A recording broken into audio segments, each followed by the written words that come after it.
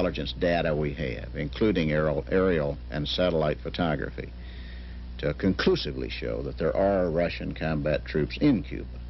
Each senator pointed out that Gromyko was involved in another Cuban dispute, the 1962 missile crisis. I think the president really has to be firm in this and just remind the American people that this is the same Mr. Gromyko who lied about missiles. And he was caught red-handed, and I regret that Mr. Gromyko has seen fit to state a bald-faced lie. That's what it is. Gromyko's intervention has had a chilling effect on the strategic arms treaty with the Soviets. A growing number of senators, including the man in control of the treaty, Foreign Relations Chairman Frank Church, say that unless the president can soon certify that the Russian combat forces have been dismantled, the SALT treaty will be put on ice. It was not a good day today for the United States at the United Nations. Absolute liar. He called it like it was. He said that they were there. He said they were not assault troops, but they were there for training. And certainly we have troops all over the world that are there to help install and train and use our military equipment, the hardware we've installed. We had for many years this huge unit in Addis Ababa. We have, of course, 5,000 troops on the Soviet border in Turkey. These troops have no capability of invading Russia, for heaven's sake, but they are combat troops. They've all been trained in how to shoot rifles and whatnot.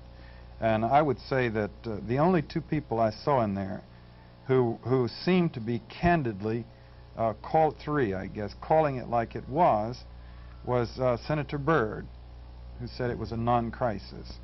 Gromyko, who it appeared to me, called it like it was, said you're making something out of nothing for your own purposes. And then Fidel Castro, also calling it like it was. And Andrew Young, also. And Andrew Young, yes. Y que nosotros llamamos centro de instrucción. And which we call training center. Está en Cuba desde hace 17 años. Has been in Cuba for the past 17 years. Bien. Esa instalación militar Now then, that military facility fue creada al final de la crisis de octubre de 1960. was established at the end of the October crisis in 62. In 1962. Conforme al espíritu de los acuerdos In conformity with the spirit of the de agreements octubre de ese año signed on October of that year.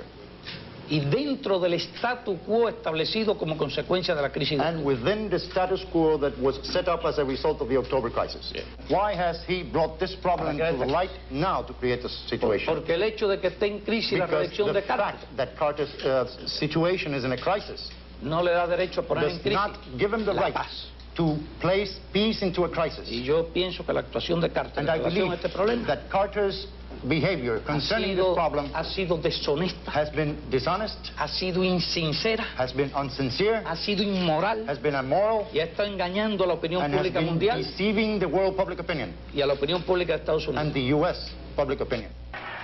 Andrew Young bowed out as a diplomat, speaking his mind, as usual.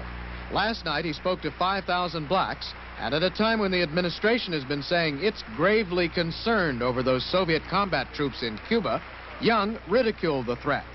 If the Russians made a move against us, our defenses are strong enough to ignore and wipe out and obliterate some 3,000 Russians in Cuba. What the hell can they do to the United States of America? That is a totally irrelevant political issue that has nothing to do with the national security of this nation. More relevant, Young said, is inflation and unemployment, more of a threat than troops in Cuba. Then Young philosophized about what he thinks is wrong with foreign policy. It's not some amorphous strategic concept decided by some folk that ain't never fought no wars, don't know nothing about suffering, never been poor, and essentially isolate themselves in some ivory tower writing papers and theorizing to each other. Those are the folk. Those essentially are the folk that have created the mess that the world is now in. Andrew Young's beautiful comment. And the other people, wow. John, don't you think that the network news is irresponsible in failing to give this broader context for the story and leaving out the fact that this was a story based on leaks that really gave no new information, and the way they played this up night after night and gave all these hawks such a pervasive coverage? Well, you know, our enemies overseas, we talk about communist censorship of the press. And the communists talk about our censorship of the press, or our press working for the government. And as we sit here, we find this an incredible charge from the communists, because we know that we have freedom of the press. You can go out and start a newspaper with a mimeograph machine and print more or less what you want, and you probably won't be eliminated the next day by the FBI, although that has been known to happen. But the fact is that while you can't claim plausibly, and I wouldn't, that the New York Times or the Washington Post or Time Magazine or Newsweek, the biggies, are actually controlled by the administration, not in the sense of the administration calling them up and saying, here's our line on this issue, everybody do it. The press plays directly into the hands of the administration. It's the voice of a given administration. The press has gotten us into incredible situations in the world, devastating situations in the world, such as the Vietnam War. If the Vietnam War, if the press had been conscientious in nailing the administration on its lies and distortions during the Vietnam War, during the buildup of the Vietnam War, it never would have happened. If they had balked then, if they had had interviews with people and then had someone come on afterwards saying, unfortunately, that all of that's untrue. See, the press tries, it claims it presents the facts. And facts are if President Carter or Scoop Jackson or Goldwater, someone makes a speech, that is a fact that he made that speech and said those words. Now, the fact that all of those words were false is never clarified to the public. So the administration can use the press to put out whatever it wants to on a given situation, and the press will play along for the sense of drama, as they say, to sell newspapers. So you have crises like this that could never have existed if the press had nailed them at the outset and said, this is nonsense, it's a non-crisis.